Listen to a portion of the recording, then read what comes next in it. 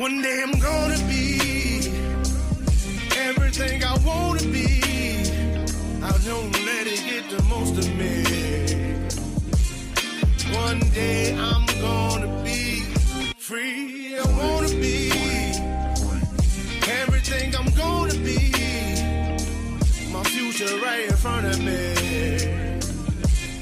One day I'm gonna be free. I wanna be free. Then let me be free. From the depths of darkness, a voice emerges. A host with a fire burning in his soul. With a heart steel and a spirit unbroken. He rides on two wheels ready to claim his throne. Amidst the chaos and the thunderous roar. Insane wheels rise as a force to be reckoned with. Fueled by the power that only metal can bestow. He takes his stand, refusing to submit. Insane wheels hear his battle cry. Metal and mayhem will never die. Rituals reporting pace his way. Oh, legend in the making, day by day.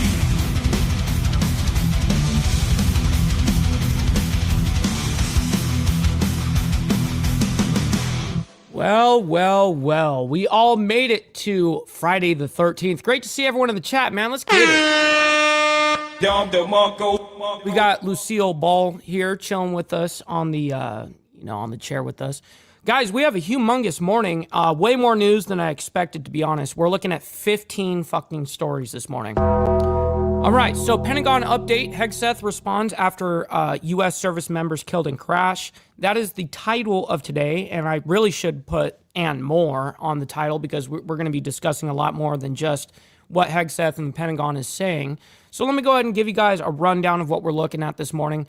So, as you guys know, there was an active shooter that was happening yesterday in Michigan, a Michigan synagogue. Active shooter at Michigan synagogue, Fox 2 reports, and we have the location of the synagogue and the whole street view, the satellite view, I should say, of Temple Israel. Then we have, an update on the whole Michigan synagogue attack. The suspect is now dead. That was only an hour after the initial report of an active shooter. Then we have an update from, it looks like from officials. Temple Israel shooting update, gunman rammed car into synagogue. Why? Then we have Trump hosts Women's History Month event at White House, and that happened yesterday. We're probably not going to watch any of that, by the way. We just got too much shit going on. So I actively just closed that tab. We got so many stories. And then Old Dominion shooting, victim identified as ROTC instructor. The victim killed in a shooting at Old Dominion University on Tuesday has been identified as a military science professor and ROTC instructor at the school. He was reportedly killed inside his classroom by the gunman, who also injured two others. Shots rang out shortly before 10:50 a.m. on Thursday, March 12th, inside Constant Hall, that's the way they're calling it, on ODU's main campus. Very interesting. And then we have another update on from the FBI side regarding Old Dominion shooting. The suspect previously convicted of ISIS support, FBI says. What? What is going on with all these weird things? Michigan synagogue attack, a targeted act of violence, quote unquote, against Jewish communities, FBI says. Of course, we knew that is one of the sleeper cell ordeals for sure. And then you guys should have saw the amount of police presence that were there after that attack happened, very quickly too. And then we have breaking 4 U.S. service members killed in aircraft crash in Iraq. It says the U.S. Central Command is confirming the deaths of 4 service members killed in an aircraft crash. CENTCOM says at approximately 2 p.m. Eastern on March 12th, which is yesterday, a U.S. KC-135 refueling aircraft went down in western Iraq. 4 of 6 crew members on board The aircraft have been confirmed deceased as rescue efforts continue. The circumstances of the incident are under investigation. However, the loss of the aircraft was not due to hostile fire or friendly fire. So what the hell happened? It sounds like a malfunction of some sort. And then back to the Pentagon, $11.3 billion, it says. Pentagon estimates the Iran war is going to cost U.S. taxpayers billions. So we're at 11.3 billion so far as being the reported number. And then again, when it comes down to that plane going down, we have an update. Looks like something from CENTCOM. U.S. refueling plane goes down in Iraq, CENTCOM says, which we do know that. U.S. temporarily lifts sanctions on Russian oil, currently, quote, stranded at sea. Not really sure exactly what that means, but I guess we're temporarily lifting sanctions on Russian oil, currently stranded at sea. Interesting. And then we have an update on the Old Dominion shooting. Victim identified. We have all of that for you guys. Let's see. Actually, I pulled that up twice. And then I pulled this up twice. Great. Hegseth, Pentagon update on Iran war after troops killed in Iraq. Now, this just came out an hour ago. This is what basically the title of this show is the Pentagon's update with Hegseth and General Kane. And then we have officials update on Michigan synagogue attack. That's not surprising, and that just came out minutes ago. So, all right, ladies and gentlemen, that's what we're looking at this morning. So, sorry, it's been a rough. I was running behind a little bit. We had a whole bunch of stories going on, and it's just the way of the road. Great to see everyone in the chat, by the way. Let's go ahead and do our call to actions real quick, and then we'll get right into the craziness. Please make sure you guys hit that like button. Helps out the show immensely, and it's free to do so. If you guys are on the vertical side, make sure you guys double tap that screen. If you're on the horizontal, hit that like button, man. And also hit subscribe. This is what we do Monday through Friday, and then Saturday morning for members only. Now, unfortunately, just a little disclaimer, only this weekend. We're not doing members only on Saturday. We're doing it on Sunday because I've got to be, unfortunately, somewhere else on Saturday morning. So we had to move it. But normally it's on Saturdays. Anyways, please consider becoming a member to those, as we're speaking about memberships. Starting only at $3.99 a month. We're making sure we're not breaking the bank out there with anybody. But check it out. This is what allows us to be on these airwaves as well as have these lights on. So I very much appreciate you guys becoming members and staying members. Little side note here, follow my Instagram at BallValveTV, where I post everything behind the scenes of not only my life, but as well as the show, Millennial Food Time, breaking news, as well as the campaign trail, man. It's a great way to get a hold of me one-on-one. And we also have a Discord server for all of you legends that want to continue the conversation after the show. We hang out all together in there. Make sure you guys go in the video description down below, and you'll grab that invite link for the Discord. And last but not least, all super chats, super stickers, gifted memberships, and membership signups are, of course, all going to be presented live and shouted out onto the show. But if you guys would like to skip that YouTube 30% brutal cut that they take from your hard-earned cash, by the way, we have these platforms that are scrolling around the screen at any time. You guys can send in a donation, and I get 100% of the proceeds, and I'll read it out loud just like a super chat. I've got my email up and ready to rock and roll if anything comes our way. All right, great to see everyone in the chat, man. Real quick, I got to give a special shout out. Before we even started, Virginia Chaos coming in and sending it hot before we had even hit go live. Well done, kind sir. Thank you very much. Not only helping me, but you're helping 5 others in the Insane Wheels family, man. I very much appreciate that. Great to see all you guys in the chat, man. We got Steve Posey, Blake's, Pipes in the building. We got Gary as well as SST. Good to see you guys. We got Charles Darwin as well. We got Easy Frank. We got Rabbit of Chaos as well. Good morning to you guys. We got Yo Mama in the chat as well as STMC Prez. Great to see you. You are on the dark side today. Let's see. We're scrolling down as fast as possible. We got Papa Penguin as well. Good morning, kind sir. Good morning. Good morning. We got Joseph up there, our favorite snow Mexican from Canada. Great to see you in the chat, bro. Hopefully you're enjoying yourself this morning. Cameron, my man, as well as Lappy. Good morning to you, gentlemen. We got Chatting with Stacks as well as Beezer. Great to see you guys. We got Motobomb Virginia, by the way. Thank you very much for hanging out with us this morning. And also, I want to give a big special shout out to Sick Bastard with the raid this morning. Thank you very much for that. My man, always great to hang out with you. We got Hardwire 1%er in the building, as well as Steve Easy. Shout out to you guys. We're scrolling as fast as humanly possible. Carney Vanguard as well with the raid, my man. Great to see you in the chat. And thank you very much for your guys' support. I'm scrolling as fast as humanly possible, guys. There's so many fucking comments. We got No in the building. Shout out to you. We got Bill Castle as well. And Brother So Loud. Shout out to you guys. We got as well as Tiffany Lance. Good morning. And Pitbull over there across the pond over there in the UK. Good morning to you. All right, so we're about to get into this whole thing. We're going to start off with the active shooter at Michigan Synagogue. And, of course, we're doing this in a timeline, a chronological timeline, right? So this is the very first report of what was happening here. So let's go ahead and bring this up and discuss it. This active scene is specifically at Temple, Israel in Michigan right there. So we did want to share that with you. According to our Fox 2 Detroit team, Walnut Lake Road, that is where the scene is, and this is in West Bloomfield. So we're going to raise the audio and listen in to our Fox 2 Detroit team. Let's see.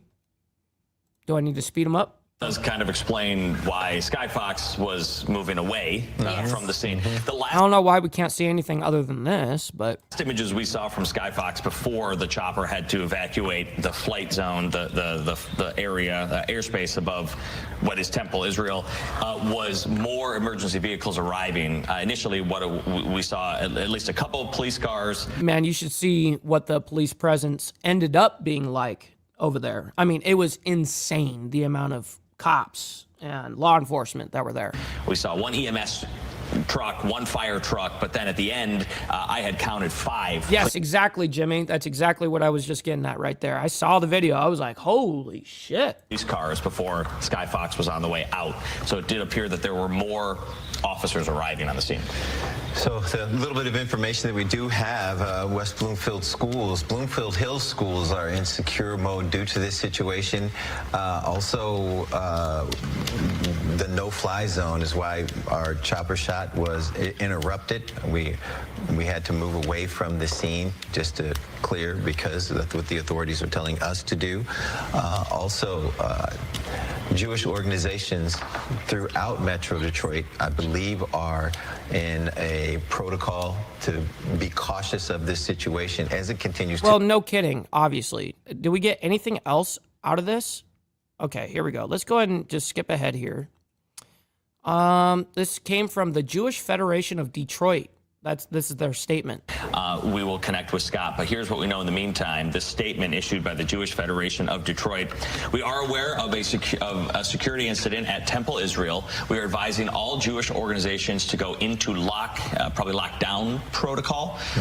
Nobody in or out of your building. That's from the Jewish Federation. No, they meant lockout protocol, not the other thing. Lockout protocol. Nobody in or out of your building. Exactly. Detroit. Yeah, reporter on scene.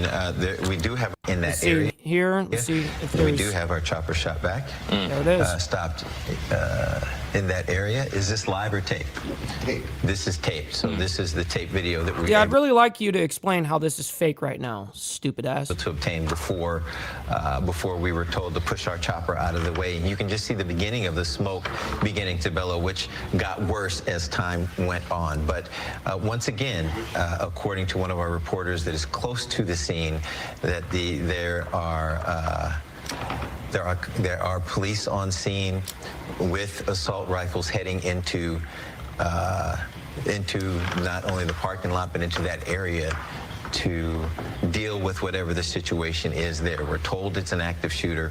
Okay, so now we do have updates on this whole thing, and we're going to go ahead and, of course, move into them because we're in a chronological timeline here. That all happened yesterday, right after the show, actually. And then we have an update that the suspect that did this or whatever, the suspect is dead. So let's go ahead and bring this up, and we'll go ahead and share it briefly here. Here we go. I do want to report that we have now confirmed that the shooter in this situation is dead, taken down by security there at the church. This is according to police. So we have now confirmation that the person who was responsible, according Oh, Joey, it's absolutely got to be involved. It's not been confirmed yet, but I will say that it's absolutely sleeper cell related. to investigators and trying to do this, whatever it is this person was trying to do, the violence, this person has been taken down, shot, and killed. And so that now we've confirmed the shooter in this situation is dead. That confirmation coming to us here in the 2 o'clock hour. Okay, and that's really, let's see if we get like an actual identification, name, anything here. It doesn't look like we are. Here's some police presence here. Head covering, a yarmulke or a kippah, or some sort of necklace, or do I need to hide that? People have asked me. Yeah, he's a naturalized citizen from Lebanon. Yeah. And it's not even an Iranian level sleeper cell. It's specific to basically Lebanon, which is Hezbollah. And, the people up in Lebanon and Hezbollah are really upset at Israel in particular, not necessarily the United States right now, because Israel's the one that's fucking them up in Lebanon right now. So it totally makes sense here. I teach at the high school one class on Jewish identity, and we discuss this all the time about, is it safe to show Jewish identity publicly? What's up, Brother Bob, up there in Canada? Good morning to you. Or is it something that we have to hide? And there's not one right answer. But this is going to definitely impact that and impact how people feel about publicly showing. So for some people, it will make them want to show it more and say, I am proud of who I am and you're not going to scare me. And there are other people who understandably are going to say, I'm not so sure. I'm very proud of who I am, but I need to be cautious. Show out in the world. And both responses have to be validated and have to be understood and have to be respected. And I think that is going to be one of the key things going forward. All right, so let's go ahead and move on. We've got an update as well. The gunman rammed his own car, into the synagogue. And then I don't know if he got out and then started shooting people or what, but let's go ahead and bring this up. This is officials talking about it real quick. We're not going to listen to the whole thing, but we're going to get the basic monologue. Here's Mike Bouchard, the sheriff of Oakland County. Okay, so again, this is all going to be super preliminary stuff. And anytime you have a situation like this, information changes and evolves. Here's what we know so far. A car came to the facility, breached the facility by driving into it, was engaged by security. We believe there is one individual deceased in the vehicle. It's been complicated because there was some fire, to say the least, with that vehicle. We believe that individual is deceased. No kids, this is the important thing, no kids or no staff was injured whatsoever. Okay? So we have no victims other than one of the lead security people was hit by the car and was taken to the hospital. Oh, so this is just a ramming. For treatment. That individual should be okay. So far, that's our information to this point. We have agencies from all over. Obviously, ATF is here, FBI. More than likely, we'll be taking the lead on this based on some of the preliminary investigative information we have, but we're not going to go into that at this point. But we want to assure the community it doesn't appear to be anything active. We're still clearing the area. We're going to clear vehicles for any explosive devices, the building, etc.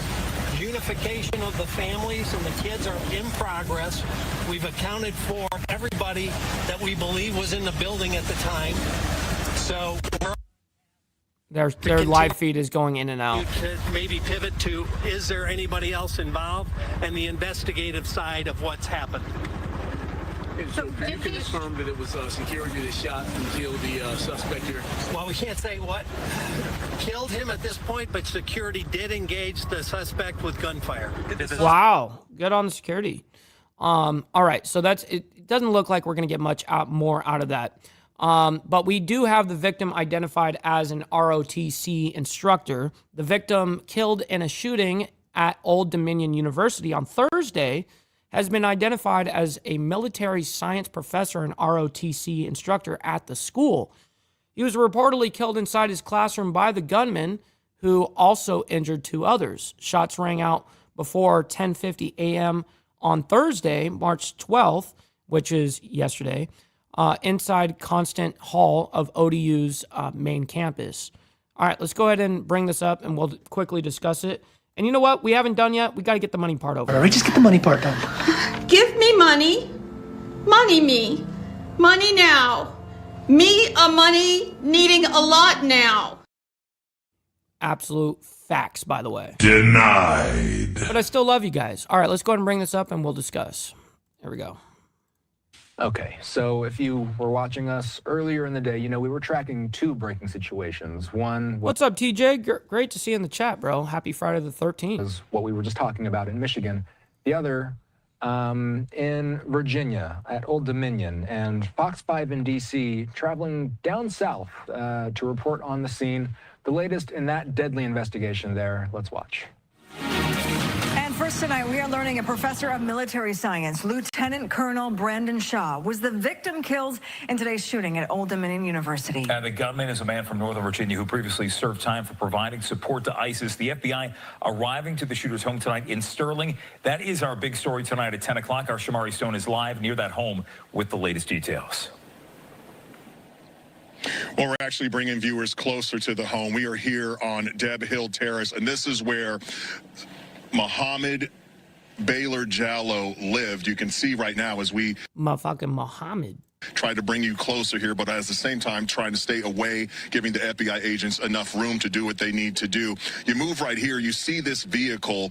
This is where they're walking in and out of. I guess processing evidence here at his home. Over there, between those trees, by those cars, is where you have the FBI Joint Terrorism Task Force agents, and they have on FBI jackets over there. Move a little to the left. That is the home where the agents have gone into. Let's roll some video to show you what exactly happened tonight. Now, moments ago, you had FBI agents dressed in tactical gear, armed with military-style rifles. That's funny, Bob. No, he's in Australia. Yeah, by the way. As agents talk to people inside of the home, and then the people who live there open the door. Now, neighbors tell me that the folks who live here are relatives of Mohammed Jallow. And the agents went inside the home. After that happened, the FBI agents who were dressed in tactical gear drove away, leaving the Joint Terrorism Task Force here. And what we have seen is that they are taking pictures inside of the home and talking to well, I'm sure they're going to get every little bit of information they possibly can try to get. People. Moments ago, there were two people who were... What I say is get his phone and just go through his Discord or his Signal chat or his WhatsApp. You know what I mean? In the house that I actually spoke to earlier today, trying to get information, and they say we don't want to. They say we don't want to talk to you, but they are apparently talking to FBI agents because they were walked out into a car and they left. Let's come back out here live so we can continue to tell you about this story. Now, tonight, some of Mohammed Baylor Jallow's neighbors tell me that they are stunned. They say he was quiet, kept to himself ever since he was released from prison. We're also learning more about the man who he killed today at Old Dominion University. Let's show you that video. Oh, man. Tonight, we've confirmed Lieutenant Colonel Brandon Shaw, shown in this photo on the Old Dominion University website, is the man who Mohammed Baylor Jallow killed in the shooting rampage. Colonel Shaw was a professor of military science and department chair at the university's ROTC program. The FBI says a group of ROTC students stepped in and killed Jallow. The brave ROTC members. Oh, Bob was asking whatever happened to Crystal Strange. Yeah, he's still around. I go into his live streams almost daily, you know, so he shows a lot of love here too. In that room, subdued him. And if not for them, I'm not sure, you know, what else he may have done. But that's exactly, they confronted him and they subdued him, and he was no longer able to conduct any further attack. Jallow also injured two others at Constant Hall at the Norfolk, Virginia campus around 10:45 this morning. The U.S. Army Cadet Command says those victims are members of the university's ROTC program. Tonight, they're in stable condition at a hospital. The front door of Jallow's home in Sterling had a written note saying, quote, "We do not wish to speak to the press." It shocked everybody here that we actually had a terrorist in our own neighborhood amongst us, and no one even knew it all this time. About 3 or 4 times I passed him walking down this sidewalk, this street here behind you, and he would never look at me eye to eye. I would always look right at him. You know, I'd heard that he was National Guardsman, so I always talk to, you know, soldiers and stuff. I see him, but he would never say anything. And then one day... No, now Hardwire, you're getting confused. Yes. Chris Lestrange is in South Africa. Charles Darwin is in Australia, and that's what Bob was getting confused with. FBI came in here. I mean, there's a whole lot of law enforcement came in here and made arrests on him. These are the court sketches from 2016 when Jallow was convicted of trying to provide material to support the Islamic State of Iraq. He was formerly in the Army National Guard. He pled guilty, was sentenced to 11 years in prison, but was reportedly released in December of 2024. Damn, he got released? Shit, motherfucker had ties to ISIS. Neighbors tell me he was living a quiet life after his release. But I don't have any information indicating that he was known or an ongoing problem. Yikes. You're now looking at a live picture of Jallow's home, and as you see, these FBI agents have opened the back of their evidence van, and what they have been doing is going inside the house, coming out, they are processing evidence, and you can see right now they are pulling out equipment going in and out of this home, and see that we're not getting too close, but we are able to bring this as close as we can without getting in their way with this investigation. Neighbors say that they never saw this coming tonight. Keep in mind, earlier today, we were at the home, and people inside did not want to talk to us. I tried to talk to them, and now you have the FBI that came in here, and they are... What's up, Mr. Mister? Shout out to you. Hopefully you're enjoying your Friday the 13th. Great to see you. We're going to move on. We have an update on this whole thing. As you guys know, here it is. Old Dominion shooting suspect previously convicted of ISIS support, FBI claims. We got a little bit of that speech, or we got a little bit of that knowledge from that last video, but let's go ahead and get the rest of it. Here on Live Now, I do want to go out to some breaking news, though. Let's go out to... What's up, brother TNT? Great to see you in the chat, bro. The latest updates from the FBI and other federal agencies, as well as local, for the Old Dominion shooting that left one person dead. Let's listen in. State and local law enforcement partners to Old Dominion University. This is based on reports of an active shooter. What we know now is there's one deceased victim and 2 at the hospital. We are saddened by this tragedy in our community. The FBI mourns the loss of life in this abhorrent tragedy and violence. I'd like to acknowledge the students who showed extreme bravery and courage by containing the containing the shooter and stopping. Shit. Oh shit! Oh shit! Don't stumble over your words. I mean, shit, I do it all the fucking time. I'm just joking. Further loss of life. The FBI is now the lead investigative agency investigating this as an act of terrorism. Yeah. The shooter has been identified as Mohammed Baylor Jallow. In 2016, Jallow was arrested and pled guilty for attempting to provide material support to ISIL, now known as ISIS. Jallow was sentenced to prison in October. Listen, words are difficult, all right, Charles? Shit. Fucking the English language is a complex motherfucker. October of 2017 and was released from prison in 2024. FBI Norfolk's Joint Terrorism Task Force. I am an asshole because we got so much going on. I didn't even fucking pay attention to my email here. I'm an asshole. I apologize to everybody. All right, we got my man Virginia Chaos, by the way, coming in on the Cash App. He says, here is some freaking money. Hashtag Virginia Chaos. Thank you very much, kind sir. Make it rain in the building, my man. Thank you very much, man. That goes a long way. And then we got my man, we got my man Lee Lance coming in on the Cash App as well with another $10 saying Freaky Friday. Let's go. It is definitely Freaky Friday on Friday the 13th, you know what I mean? But thank you guys very much for making that shit rain in the Cash App this morning. I very much appreciate you guys. This response team responded to the scene and will continue to have a physical presence here at the scene. What up, 5150? Good morning. As we process the evidence. Additionally, we are conducting other investigative steps into Jallow and the specifics of the shooting. It's a lot of craziness. We have dedicated analytical and tactical support. We are aiding in this investigation throughout the entire time. We will continue to work alongside of our partners and those in the community to find answers. The FBI continues to ask for the public's help in providing any information that could lead us in resolving this investigation, and we remind the public that any detail, no matter how small, could be useful. A collection of those small details may help paint a complete picture. We ask that the public submit their tips. She's speaking a little slow. We're going to go ahead and speed her up a little bit, all right? To www.fbi.gov/ODU shooting.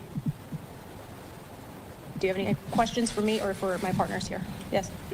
With so little details that we know about the shooting so far, how are we able to confirm that That's right. What's up, Johnny Reno? Great to see you in the chat, bro. this or this was an act of terrorism? How it was an act of terrorism? I can tell you that we have confirmed reports that prior to him conducting this act of terrorism, he shouted or stated Allah Akbar, and he was formerly a subject of. What about that Allah Akbar comment? Have confirmed reports that prior to him conducting this act of terrorism, he shouted Allah or stated Allah Akbar. Yeah. Yeah, well, that's to be expected. Motherfuckers like Allah Akbar in this bitch. Allah snack bar. And he was formerly a subject of an FBI investigation in material supporting terrorism. Agent, were there explosives in his car? We have no information about any explosives That's right, Johnny Reno. in his car or anywhere else at this time. Did he have one weapon? As far as I know, we only know of one Oh, weapon shit. that he had on his person at this time. What kind of aid was he giving to ISIL 10 years ago? He wanted to conduct. Real quick, my man Bob coming in on the vertical side and sent over a lucky clover for 4 jewels. Man, I very much appreciate you making it rain in the chat, bro. Thank you for that. A terrorist attack similar to that in Fort Hood, Texas. Is there any mention of the war in Iran right now? None whatsoever. How was he deceased? There were. That's right, Tootie Bug. You know the deal on this Freaky Friday, Friday the 13th. Great to see you guys in the chat, by the way. Students that were in that. Make sure you guys hit that like button. We've got 248 people in here between the 2 live streams. Make sure you guys double tap that screen on the vertical side. And if you're on the horizontal, hit that like button. You don't have to like all this craziness, but you guys can like it for me and what we do here. So thank you for that. That subdued him and rendered him no longer alive. I don't know how else to say it, but they basically were able to terminate the threat. I am sorry, but she is not attractive like that, Charles. I mean, you Aussies over there have an interesting, I don't know, what you guys think looks good. I don't know. She ain't fine. We're moving on into Michigan synagogue attack, targeted act of violence against Jewish community, the FBI says. Now, of course, that's not surprising at all. They're stepping out right now, including Oakland County Sheriff Mike Bouchard. Let's listen in to this live. What up, Okie? Good morning. Shout out to Oklahoma. You all set in the back? You're all balanced and stuff? Everybody good? Yeah, I forget how many it adds up to, but yeah, it's a little bit of money. I appreciate it. Well, thank you for coming. I'm Mike Bouchard. I'm the Oakland County Sheriff. Excuse me, I'm kind of losing my voice. A lot going on today. I kind of want to give the 20,000-foot level, and then we're going to have a number of speakers, both from the police department here, Chief Young, and from the FBI. Obviously, a horrific thing happened tragically here in Oakland County again. So we've been through a number of these things. And the one thing that I want to make sure the local community is aware of first and foremost is this community works together hand in glove. This community takes care of each other. And we have been communicating regularly. I have been texting the chief, not just in West Bloomfield, but every place that's got significant houses of worship, Jewish facilities, synagogues, temples, you name it, over the past 2 weeks. Obviously, what happens around the world sometimes affects us, so we have to think about it and be prepared for it. So we've been talking. I texted actually the head of security from the temple 2 days ago and communicated some information to him. So the first thing the community should know is that we not just today work together, we work together all the time. Our state, our federal, and local partners. Number one. Number two, we train. In our world, preparation is important. We hope and pray it never happens, but that's not a strategy. Preparation is. So all of us have been training together for many years for active shooters or active assailants, mass casualty events, and tragically we've had way more than our share. So that is ongoing and is in place. The third thing it's important to note, no children and no staff were hurt. So we know there's evil in the world, and we know they only have to get it right once, and sometimes they do. They may not come on anybody's radar and they show up, but what happens when they show up, that's where training and preparation kicks in. The security staff did an amazing job. Good. An amazing job. And you'll get some of the details on that, but they stopped the threat. No kids, no staff were hurt. Now, there were some injuries and things that had to be taken care of. One of the head of security was taken to the hospital. He got knocked down by the car when it breached the building. And we've had 30 law enforcement officers taken to the hospital for smoke inhalation.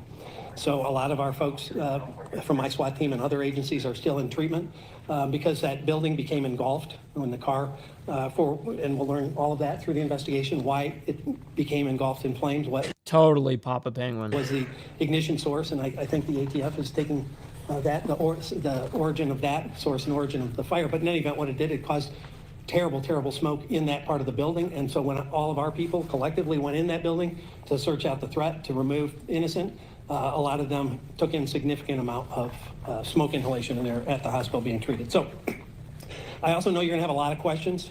A lot of those questions. What's up, Charlie, by the way? Good morning to you. Can't be answered at this point because it's super preliminary in the investigation. You know, all of us have thoughts of maybe why this happened, but we don't operate in a world where we can presume something. We have to determine it through investigation. And Shit, Steve Easy's sending over a couple Lucky Clovers for 8 jewels. I very much appreciate that, kind sir. Let's get it. Absolutely. Specificity. And that is a work Thank you for that's that, in progress Jimmy. as we speak. All of us will work seamlessly together to get the answers, and then it will be called what it is. Obviously, it's a hateful, terrible thing, right? But what drove this person into action, that has to be determined by the investigation. We can presume, but we have to find those facts, and that's going to happen over the next days in time. So we won't be able to get into a lot of the evidentiary questions, but we're available to make sure the community understands that we are still on a very heightened platform. And the most important thing that I would tell the community, don't be afraid to call us. If we're not your own local police department, call your local police department. We'd rather respond to 100 nothings than miss one real deal. The only way we prevent something like this is to get a call. Something's off with my son, my brother, my boyfriend, whatever the case. I saw something posted. That's the only way we interdict, because people are more likely to see or hear something before us. So if you see or hear something, you have to communicate that. And then we can intervene and hopefully prevent. But if we can't prevent, then we respond and mitigate. That's what happened today. And I think based on the early information, it happened flawlessly. So with that, I'll kick it over to my friend Chief Young from West Bloomfield Police Department. Okay, so that's enough. We got the monologue there. We understand what's happening and the limited amount of information that we've got right now. All right, we got to turn our attention over to the 4 U.S. members, U.S. service members killed in aircraft crash in Iraq. This happened today, I think it was early this morning when it was posted. The U.S. Central Command is confirming the deaths of 4 service members killed in an aircraft crash. CENTCOM says at approximately 2 p.m. Eastern on March 12th, which was yesterday, a U.S. KC-135 refueling aircraft went down in western Iraq. 4 of 6 crew members on board the aircraft have been confirmed deceased as rescue efforts continue. The circumstances of the incident are under investigation. However, the loss of the aircraft was not due to hostile fire or friendly fire. So to me, the way that sounds, it sounds like there was some sort of malfunction with like maybe an engine. I have no idea. There's got to be some sort of just malfunction somewhere here. Start off with some breaking news that we have been following here as we're learning 4 or human error. U.S. service members have been killed. Here's a post here from CENTCOM shared just Oh, the updates, all 6 have gone now? Damn, that's fucking terrible. Yeah. Thank you guys for the update in the chat. I appreciate you. Wow, that's just terrible. Short time ago, we're learning 4 U.S. service members were killed when a KC-135 refueling aircraft crashed in western Iraq yesterday afternoon. U.S. Central Command confirmed early this morning that the refueling aircraft went down around 2 p.m. Eastern time. 4 of the 6 crew members aboard the aircraft have been confirmed dead as rescue efforts continue. And we do want to just share with you a bit more information as we continue to learn more about this. The circumstances surrounding the incident remain under investigation. Officials said the loss of the aircraft was not the result of hostile fire or friendly fire. The identities of the service members are being withheld pending notification of next of kin. and will be released 24 hours after those notifications are complete. A second U.S. official said another KC-135 was involved in the incident and landed. I wonder how much it costs to build one of those. Landed safely in Israel, and that's according to Israel's ambassador to the United States. The KC-135 is a U.S. Air Force aircraft that refuels other planes midair, allowing them to fly longer. Yeah, I'm asking the same question there with you, Bob. Missions without landing. It can also be configured for medical evacuations and surveillance. The KC-135 has been in service for more than 60 years, supporting the Air Force, Navy, Marine Corps, and allied aircraft. The Air Force is gradually replacing what they're showing here, this is the refueler, right? Fleet with next-generation tankers. But despite these upgrades, concerns have been raised about the durability of the older aircraft. A standard crew includes a pilot, co-pilot, and boom operator who controls the refueling boom from the rear of the aircraft. Some KC-135s are also equipped with wing-mounted pods and can carry cargo or passengers when needed. What's up, Seymour Cannabis? Good morning to you, and happy Fuck It Friday, or Friday, well, also Friday the 13th. Now, this crash follows last week's mistaken downing of 3 U.S. F-15E fighter jets by friendly Kuwait fire. Now, I do want to just share this post here with you again from Central Command as we are just getting this in. Weird, because they're calling it a KC-135, the refueler aircraft. See, it says a U.S. KC-135 refueling aircraft went down in Western Iraq. And if you are just tuning in, following this breaking news here, as we are sadly learning that 4 U.S. service members were killed in this. Damn, it's only 40 million. I'm surprised it's that low, actually, now that fucking everything is so fucking. I mean, I know they're not like a B-2 or something, but still. Aircraft crash in Iraq. So we continue to follow this breaking news. And I also wanted to share with you here that we are keeping an eye on Washington, D.C., because in a matter of moments here, we are going to be getting an update on Operation Epic Fury. We're going to be hearing from War Secretary. And we do have that update. But first, let's see what Trump is saying here about this whole situation. So let me put this up quickly as we do await this press conference. This is from President Trump as he shared this to Truth Social just a few hours ago, very early this morning. He said that today the U.S. was totally destroying and killing Iran, warning to watch, quote, what happens to these deranged scumbags today. We are totally destroying. Deranged scumbags. Shit. Oh, shit. Oh, shit. The terrorist regime of Iran, militarily, economically, and otherwise. Oh, so he's saying, watch how we fucking strike back today. Iran's Navy is gone. Their Air Force is no longer. Missiles, drones, and everything else are being decimated, and their leaders have been wiped from the face of the earth. He then goes on to say we have unparalleled firepower. What's up, Dirty? Good morning. Unlimited ammunition and plenty of time. President Trump also appeared to signal a significant action later on today, as we just read that quote there to you, saying, watch what happens to these deranged scum. Wow, Pops. Great to see you in the chat, bro. He says here now at the hospital, been a month. Mountain Woman has been here. Thanks for your prayers. Means a lot to Mountain Woman. Her YouTube friends say she says hello. Well, definitely make sure that she hears that I say hello and that we all miss her. And we're continuing to pray for her. Absolutely, man. Thank you for the update, bro. Bags today. So we're keeping a close eye on all of this here on Live Now from Fox. President Trump ending this off by saying they've been killing innocent people all over the world for 47 years, and now I, as the 47th president of the United States of America, am killing them. What a great honor it is to do so. So once again, that is the latest there from President Trump. And we continue to get these updates in here. Let's put this back up on your screen so we won't miss this press conference once it begins here. Look at this cat, bro. All right, we're moving on. Okay, so we have an interesting report, $11.3 billion so far. Pentagon estimates the Iran war has cost U.S. taxpayers billions so far. Well, let's go ahead and let's embrace our fuck-ups. Don't beat yourself up over past mistakes. You are going to fuck up again in the future, quite possibly in a most spectacular fashion. Why worry about yesterday's fuck-ups when you have tomorrow's fuck-ups to look forward to? You are a fuck-up. And fucking up is part of your growth process. Embrace the process. Embrace thy process. You know what I mean? All right, here we go. Again, let's continue on here on Live Now from Fox and bring into the conversation right now from USA Today, Isabel Mays Osterman. I appreciate your time here on Live Now from Fox. And we're getting into some of the figures of how much this is costing the United States. And these figures are massive. Can you lay the groundwork? What are we looking at?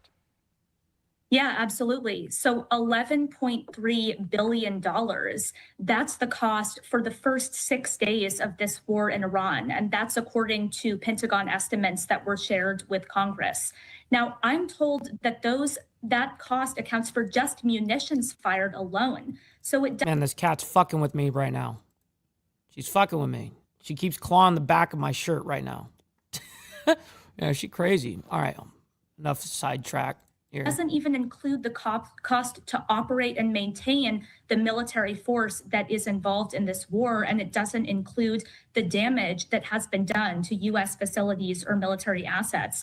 And now, just to put that in perspective, that is much larger. It's about 1.5 times what Congress allocated for this year to the National Cancer Institute, and it's almost as much as what Congress has allocated this year to. So it says first week of Iran war has cost the U.S. over $11 billion so far. That's the official number, $11.3 billion. Head Start, the preschool program. Yeah, those are just numbers that are really hard to kind of grapple and put your head around. And I know there was a figure out there about the exact initial Operation Epic Fury with the U.S. and Israel, because it started with a major blast, a major blow, taking out the Ayatollah, the supreme leader there, as well as kind of their inner circle. How long can this be sustained for the United States? Well, some of this cost is not going to be factored in the budget that the military has. And what that means is it's being funded by debt. So it's going to incur an interest cost on the final end. There's also some talk that the president may submit a request for more supplemental funding. We're hearing $50 billion as perhaps that amount that could be submitted to Congress for extra funding to sustain this. But already those numbers are really stacking up. And none of that includes the longer term costs, like, for example, healthcare for veterans injured in this war. What are going to be the assessments of that damage that's done to U.S. bases by Iranian attacks as well? Yeah, I mean, we're not just talking about shit how much it's costing us on the attack side, but what about the destruction side? So I think that's being all encompassed in this number, this figure. But we don't need to continue and discuss that. Let's see if there's anything new here. She's just speaking over this. Entrenched itself for the long. Okay, this is our report. Let's go ahead and get this report. I want to take you out to Mike Emanuel, this report on where we stand in this ongoing operation. Most people say it's already been won. It's just a question of when. When do we stop? That's the big question for lawmakers as the war in Iran What's up, Pablo? Shit. Great to see you in the chat, continues for a 13th day, with much of Tehran now in ruins. I'm very worried about how long this will drag on. The goal is, it's not when it ends, it's what you leave behind. It's like Afghanistan. The Iranian regime has entrenched itself for the long haul. Its new supreme leader released a statement Thursday pledging more attacks on U.S. bases in the region. While vowing... Yeah, I saw that. The liberals are losing their fucking mind over it. Crazy. ...continue harassing ships in the Strait of Hormuz, effectively closing the critical channel for transporting oil out of the Middle East. We're going to look very strongly at the Straits. The Straits are in great shape. With so much of Iran's military depleted, they're relying largely on drones and missiles to harass Gulf neighbors, with an emphasis on oil facilities. The administration says Iran is only further isolating itself. The Iranian strategy of sowing chaos, shooting in all directions, is absolutely backfiring. But as gas prices go up and up, the prospect of a drawn-out war becomes more politically complicated. My wife just texted me from Costco and said gas is up 80 cents a gallon.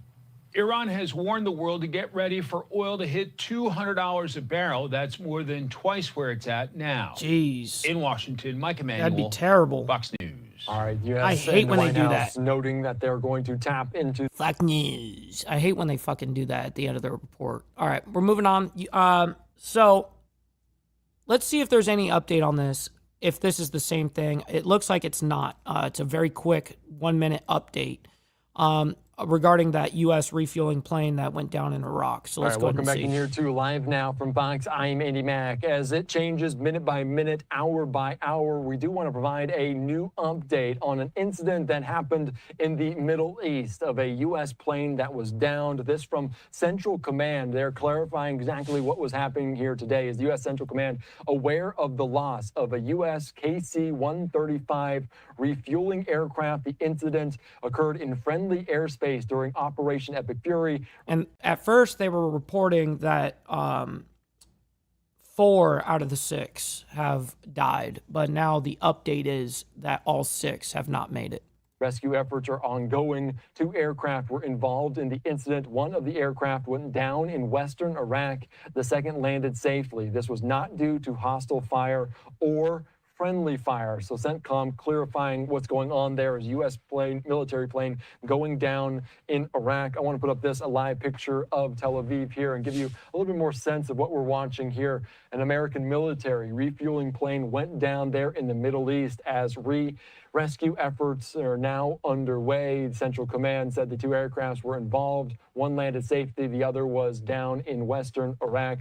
The U.S. official telling our Associated Press said the other plane involved was also a KC-135. They'll say more information will be made available as this situation continues to develop there in that region. Of course, that's what we do. We follow all this shit. All right, so now U.S. temporarily lifts sanctions on Russian oil currently, quote, stranded at sea. Very interesting development here. Let's go ahead and bring this up, and we'll discuss it. We still got a lot to get through here. We still got to get the Pentagon update here, and right after this story here, we've got a lot of shit going on here, man. So listen, we're definitely going to be going into overtime today, so you guys must obey. Maybe you need to donate some freaking money. Donate. Maybe you need to donate some freaking money. Maybe you need to donate some freaking money. Donate. Maybe you need to donate some freaking money. Donate some freaking. Now that everyone's got the proper propaganda, you guys have been hypnotized now. Here we go. You're watching Live Now. I'm Austin Westfall. We continue to keep a close eye on the energy markets as the war in the Middle East unfolds. Breaking coming into the newsroom. In the past hour or so, Treasury Secretary Scott Bessent saying this on social media. The president is taking decisive steps to promote stability in global energy markets and working to keep prices low as we address the threat and instability posed by the terrorist Iranian regime. He continues, to increase the global reach of existing supply, the Treasury Department is providing a temporary authorization to permit countries to purchase Russian oil currently stranded at sea. This narrowly tailored short-term measure applies only to oil already in transit and will not provide significant financial benefit to the Russian government, which derives the majority of its... Here, Dirty, I got you. Why are you gay? Energy revenue from taxes assessed at the point of extraction. President Trump's pro-energy policies have driven U.S. oil and gas production to record levels, contributing to lower fuel prices for hardworking Americans. The temporary increase in oil prices is a short-term and temporary disruption that will result in a massive benefit to our nation and economy in the long term. So, this just coming down, and we'll wait to see what more we learn about this plan from the White House. The White House, of course, is under pressure to calm the markets, the energy markets, but the tools at its disposal are limited. Ben Gieman, an energy reporter at Axios, standing by to discuss this with us. Well, we really don't need analysis on this ordeal. We at least know what's happening. Some some countries are going to be lifted from the sanctions on Russian oil. I'm guessing handpicked decisions by the United States, obviously. So let's go ahead and move on. We've got the update from the Pentagon. We have to get into it. It is a little lengthy. We're not going to play the whole thing. We just need the entire front monologue of it. So here we go. And we're going to speed it up as well because we're already way behind in that aspect.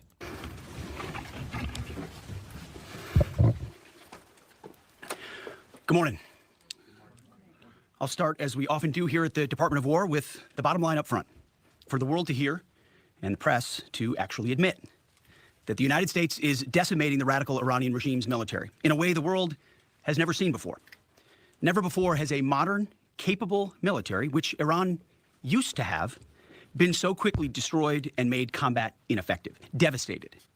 We said it would not be a fair fight, and it has not been. As I stated during our first press conference on day 2, that was 10 short days ago. What's up, 2-4? The combination of the world's 2 most powerful air forces is unprecedented and unbeatable. Between our Air Force and that of the Israelis, over 15,000 enemy targets have been struck. That's well over 1,000 a day. No other. So, yeah, right now, the update is now 15,000 locations have been struck. Well, actually hit. Combination of countries in the world can do that. So today, as we speak, we fly over the top of Iran and Tehran. Fighters and bombers all day, picking targets as they choose. As our intelligence gets better and better and more refined. Looking up, the IRGC and Iranian regime sees only 2 things on the side of aircraft: the Stars and Stripes and the Star of David. The evil regime's worst nightmare. Iran has no air defenses.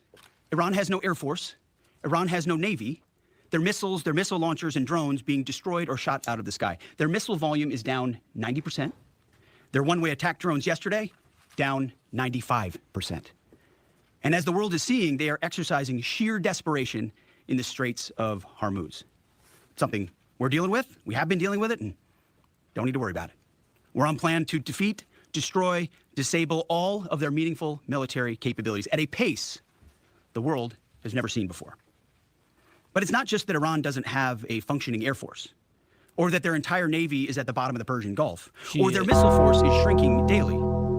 Even more importantly, they also don't have the ability to build more. That's the most important component I'd like to emphasize today.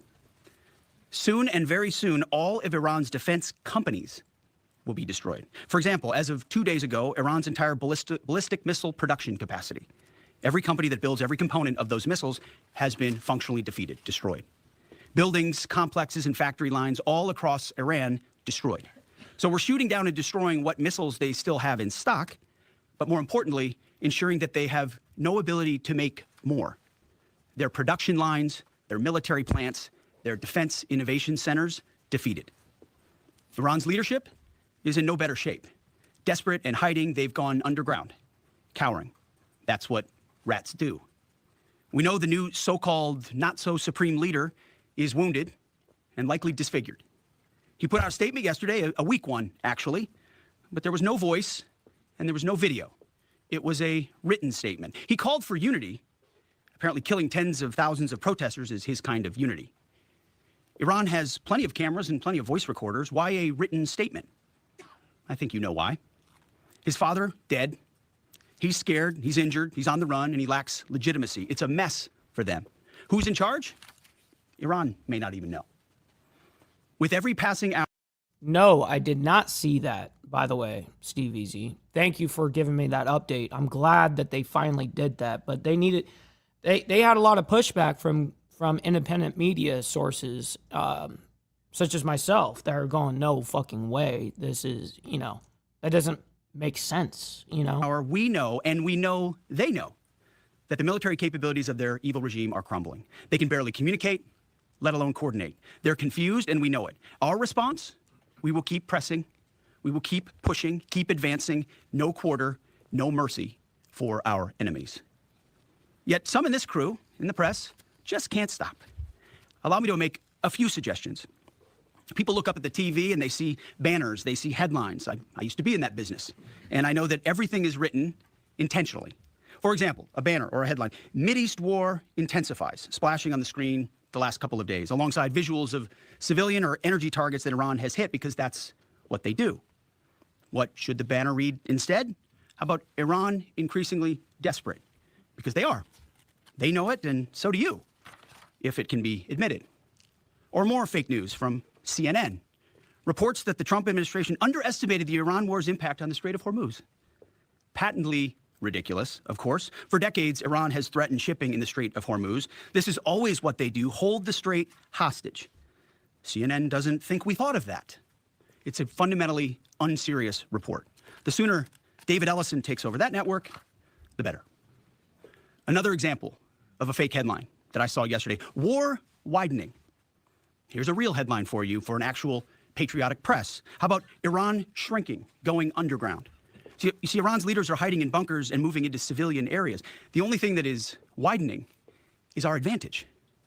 Not to mention our Gulf partners stepping up even more, now going on the offense, and have always been with us on the defense with collective and integrated air defenses. Our will, it is unshakable.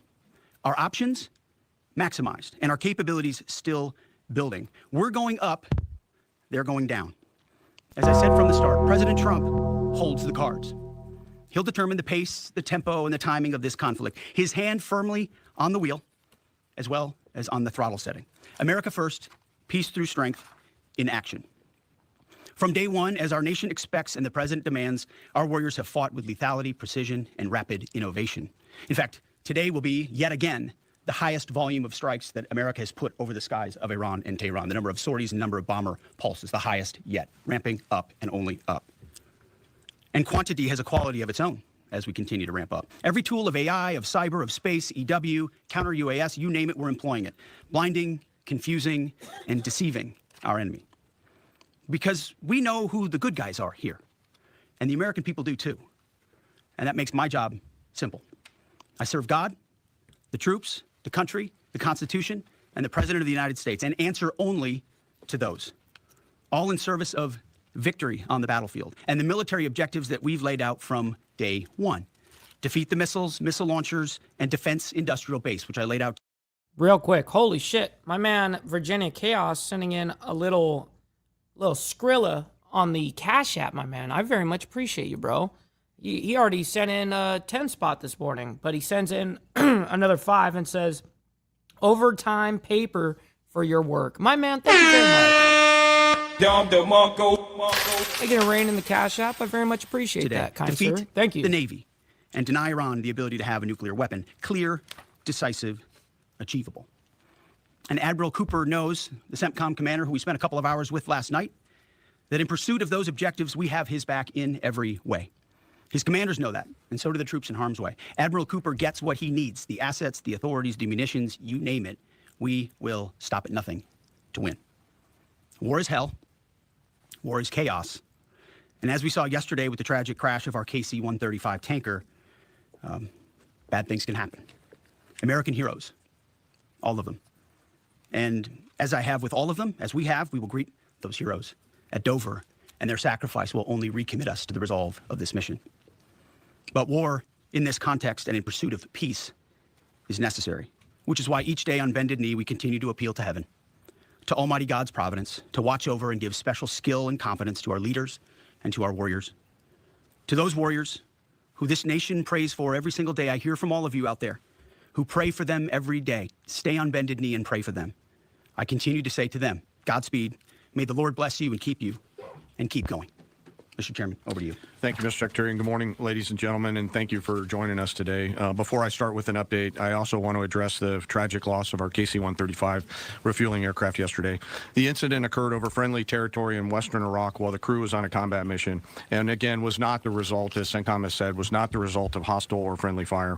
We're still treating this as an active rescue and recovery operation. As CENTCOM announced this morning, 4 airmen have been recovered, and the Air Force and U.S. Central Command will provide updates as information becomes available.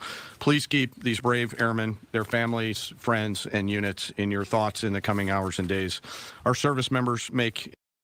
Real quick, we got 405 people, actually 416 people in here now. Make sure you guys double tap that screen if you're in here. Hit that like button on the horizontal. Double tap that screen if you're on the vertical. Listen, you don't have to like all this craziness, but you guys can like it for me and what we do here. So thank you guys. Here we go. An incredible sacrifice to go forward and do the things that the nation asks of them. It's a reminder of the true cost of the dedication and commitment of the Joint Force. We're also aware of a fire on board the USS Gerald R. Ford. We're thinking about the crew there who are injured in the fire. We believe and hope that everyone will be okay, and we're grateful for that. And for any further questions on that, we'd refer you to NAVCENT or to the Navy. This morning, we enter the 13th day of Operation Epic Fury, and we continue to make progress towards our military objectives. As the Secretary said, today will be our heaviest day of kinetic fires across the operating area. CENTCOM continues to attack ballistic missile and drone capabilities so that they are no longer a threat to U.S. forces, our bases, or our partners. They're continuing to destroy the Iranian Navy to ensure freedom of navigation, and this means going after Iran's mine laying capability and destroying their ability to attack commercial vessels. And we're targeting their defense industrial base so they cannot rebuild the capabilities that can harm America's interests or our partners in the future. As Admiral Cooper said in his update on Wednesday, Iranian combat power continues to decline as a result of the continued strikes, as the Secretary talked about. We've attacked over 6,000 targets, and our strike packages continue to launch every hour, and we've maintained an unprecedented number of sorties up overhead of Iran. CENTCOM is now persistently over the enemy, and as a result, we've seen a reduction in missile and one-way attack fires, as the Secretary said. In less than 2 weeks, we've rendered the Iranian Navy combat ineffective and continue to attack naval vessels, including all of their Soleimani-class warships, which were armed with anti-ship missiles and anti-aircraft weapons.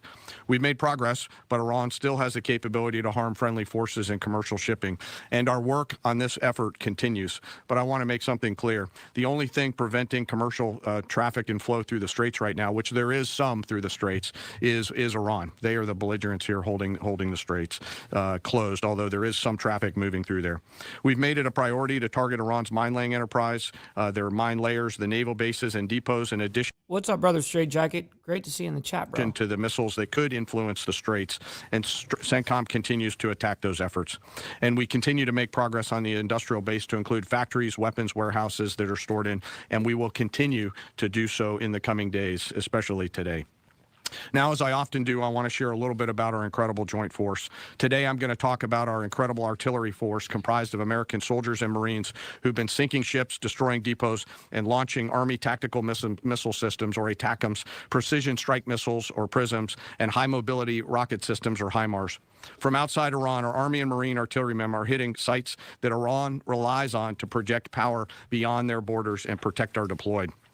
In just the first 13 days of this operation, our artillery forces have made history. They fired the first precision strike missiles ever used in combat, reaching deep into enemy territory. They've used Army ATACMS to sink multiple ships, including a submarine, and they've done all of this with the precision and determination that comes from relentless training and trust in each other and in their weapon systems. Yesterday, I had the incredible honor and privilege of speaking with some of our young soldiers from the 3rd Battalion, 27th Field Artillery Regiment out of Fort Bragg, North Carolina, the unit and the crew that fired the first precision strike missiles. The soldiers I met came from all over this great country: New York, Texas, Delaware, California. One had been in the Army only 6 months and been in the unit for 2 months and was already deployed. He was the youngest at 20, but you would not know it from the way that they talked about their mission. The others were 22 and 28 years old. They spoke with a sense of calm pride, purpose, and clarity that tells you clearly they understand the weight of what they're doing and the people who depend on them. I asked them to walk me through a fire mission. I asked not just what they do, but what they feel, especially those first crew members on this particular mission. These soldiers basically live in these vehicles behind us. The cab, very tight, 2 folks sit next to each other with the crew commander behind them. It's jammed inside there with their personal weapons and kit, and they sit and wait for a fire mission. And when that fire mission comes, they close the armored doors and begin to program the systems. They then throw 3 simple toggle switches, and 10 to 15 feet behind them, a rocket motor ignites, and the round is headed downrange to do the nation's work.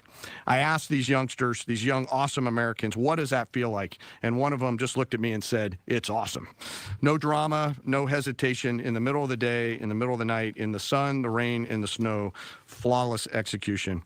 Their Marine counterparts are out there doing the same thing every night. Same work, same pressure, same expectations, same results. And we hand tremendous and enormous responsibility to these young Americans, and they carry it with a level of maturity, grit, professionalism, and tenacity that makes me incredibly proud to be a part of their joint force. Their parents and families would and should be incredibly proud, and their leaders and I trust them to do the deeds that they must do in difficult circumstances every single time. I also want to touch today I want to touch for a moment today on their leadership. These young Americans are led by extraordinary young leaders out at the tactical edge. Yesterday, the battery commander and her NCO were there with this crew on the same video screen. The two of them hardly said a word. They didn't have to. In their eyes, and in particular, the commander's eyes, you could see the quiet trust and confidence she had in these soldiers and the rest of their battery. It came through loud and clear, and we appreciate their leadership. When I asked these soldiers yesterday, what is it that you need from the Secretary and I, they looked at each other, paused for a moment, and looked back at me and said, more rounds, sir. It was awesome.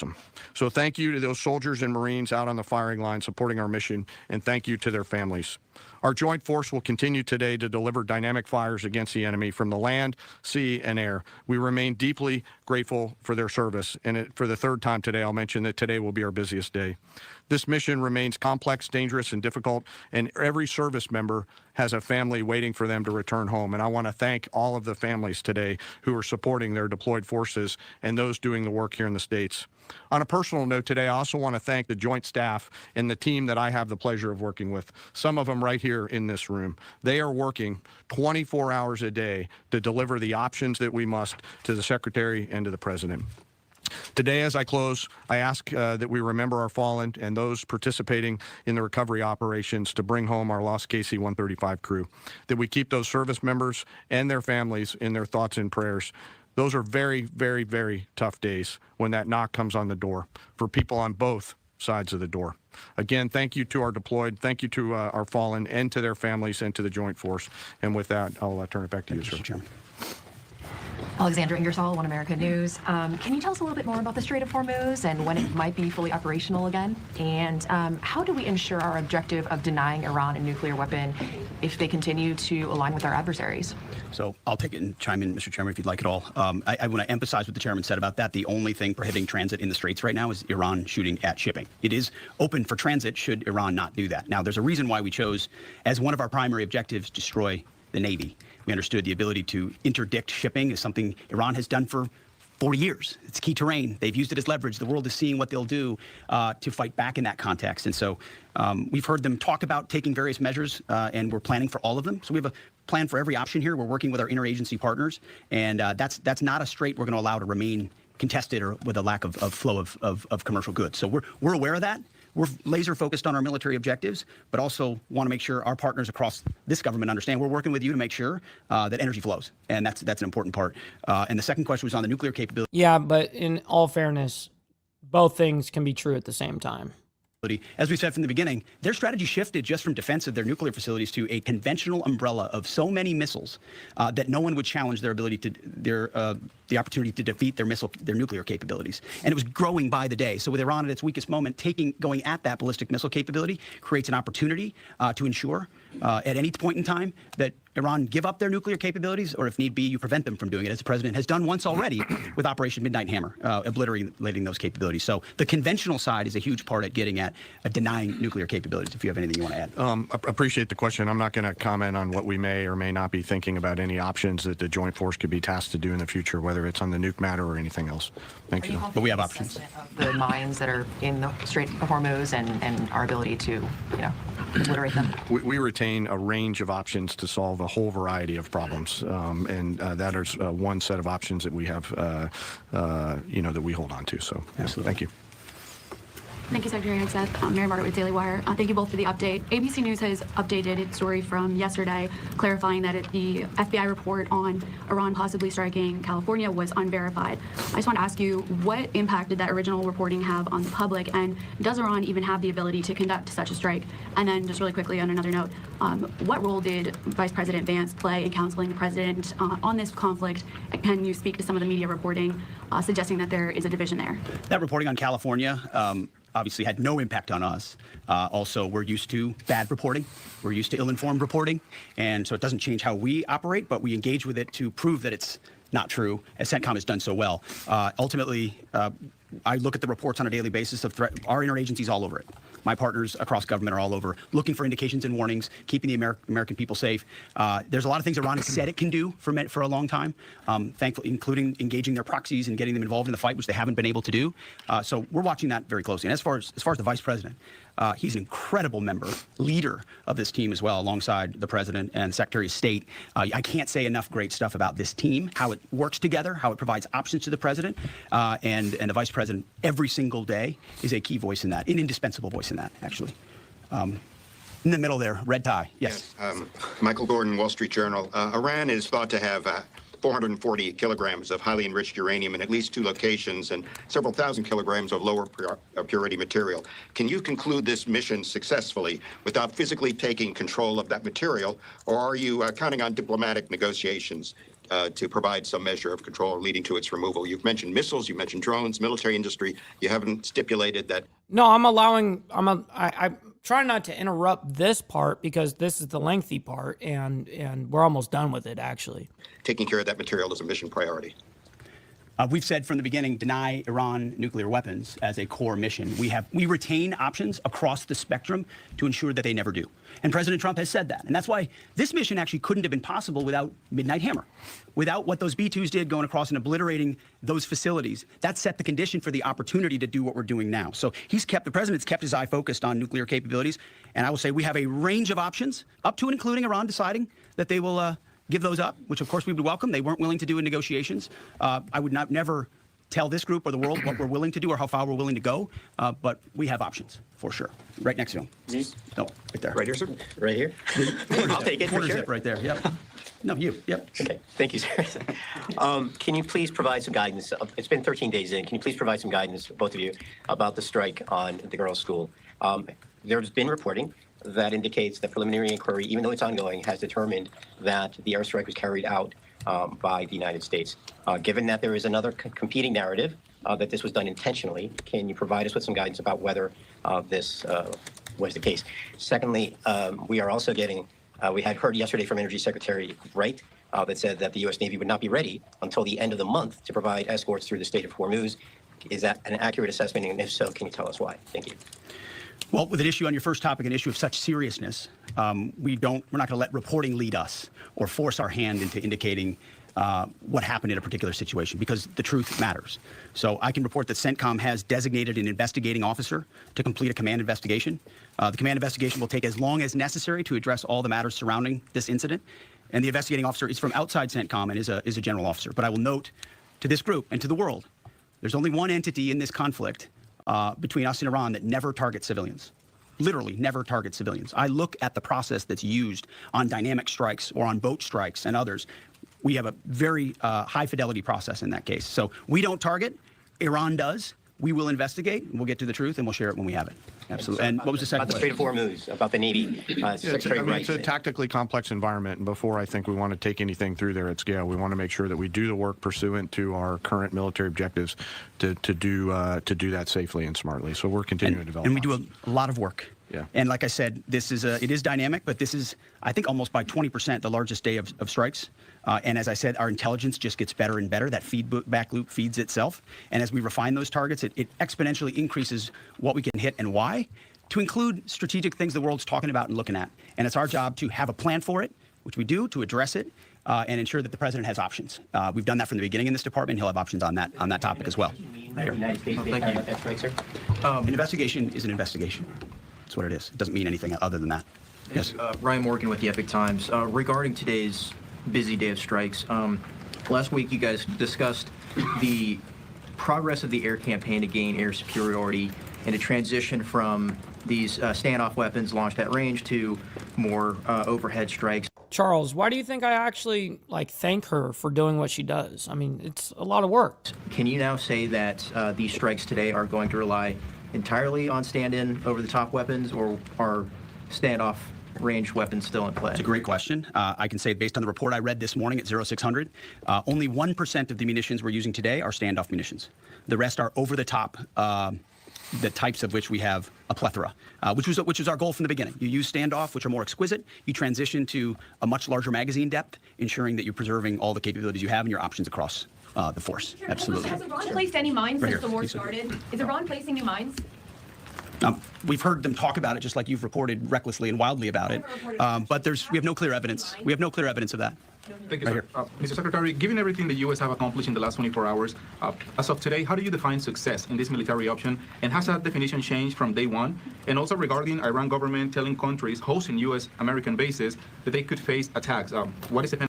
I'm going to get the raid set up right now, by the way. About that. First question is, what is the objective? How do you define success as of today? Yeah, I mean, we define success, again, 13 days in, by reaching the military objectives that we've laid out.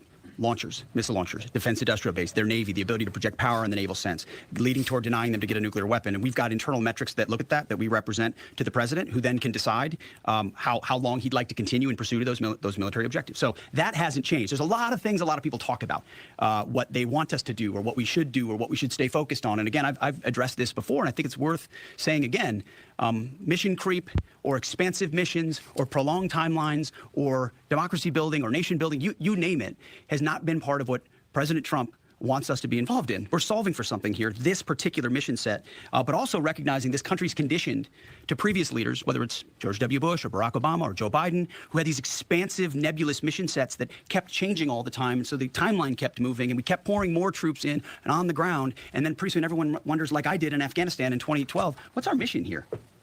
I'm not clear what it is. We're taking the opposite approach here and saying we've defined these objectives. We're pursuing those objectives. The president has his hand on the throttle and will decide ultimately when they've been reached that serve the purposes of the United States of America, American interests first. Yeah, right here. Thank you, Secretary Hegseth. Polls show over 80% of Republicans support the president's military action in Iran, but there's some consternation in parts of the party, particularly from your fellow Fox News alum, Tucker Carlson. He called the war disgusting and evil, and then said of unconditional surrender, which the president has called for, means foreign troops get to rape your wives and daughters. Have you heard these comments, and what's your reaction to them? We're busy executing on behalf of great patriotic Americans with a clear mission that's 47 years overdue. We're going to execute on that regardless of what people say about it. Yeah, right here. You have said that the U.S. military has essentially aerial superiority, naval superiority over Iran, yet we're not escorting ships through the Strait of Hormuz. Why? How did you not plan for this? We planned for it. We recognize it. Because ultimately we want to do it sequentially in a way that makes the most sense for what we want to achieve and ensure that we're sending the right signals to the world when we do so. So when Chris Wright speaks or we speak, it's based on a full assessment of what we're up against, what we want to say to the world, how that we want them to see and understand the conflict. It's like this whole idea of the war widening.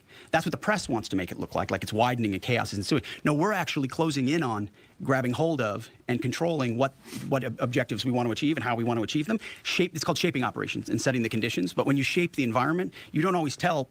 I mean, foolish political leaders and foolish military leaders of the past will hang an exact deadline on it. Or here's exactly when we'll do what we're going to do. Or here's how long it's going to take us. And then if you meet that, maybe you meet it. But if you don't, you fail. And if you're far beyond, we know exactly what we're shaping and why. We're sending those signals working across the interagency. The Strait of Hormuz is something we've paid attention No, I didn't hear about that, Jimmy. You're going to have to send me that info for sure. to from the beginning.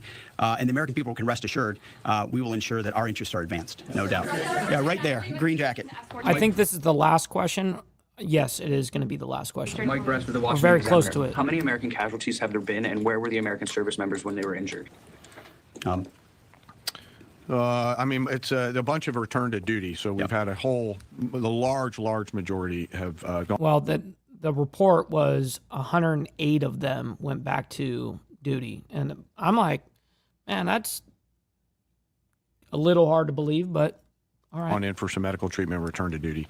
We've had in Kuwait, Jordan, down across the southern flank a little bit, a variety of places, most from one-way attack strikes. But I want to clarify that. I think what we And tried to do Saudi here Arabia. is clarify those numbers rather than saying KIA or WIA wounded. Be more clear about that because the overwhelming majority, almost 90%, thank God, are returned to duty. Minor injuries returned to duty, and so that number can look a certain way, and our job is to add some fidelity to it. Yeah, I must have not have caught it, Jimmy Mack. Right here. Yeah.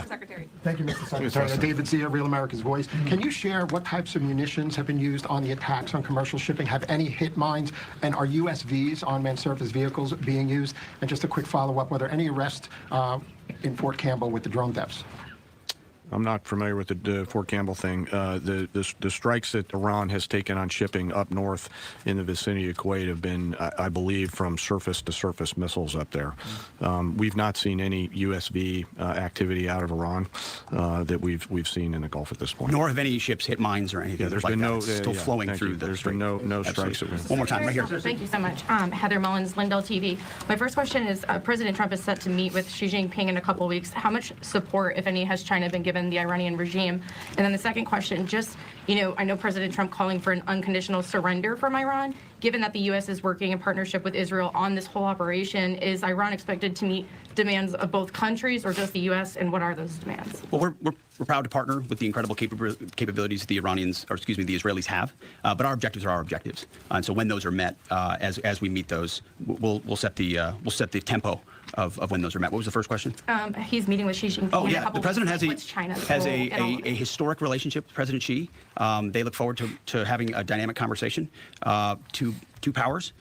President Trump ultimately has established terms of that relationship, which advance the United States of America, and that meeting will continue to ensure we advance that. That's all I got. All right. Thank you very much. That's going to be it right there. Ladies and gentlemen, man, that last part was long, and I tried to not interrupt too much. I don't want to make a 2, 3, 4 hour live stream.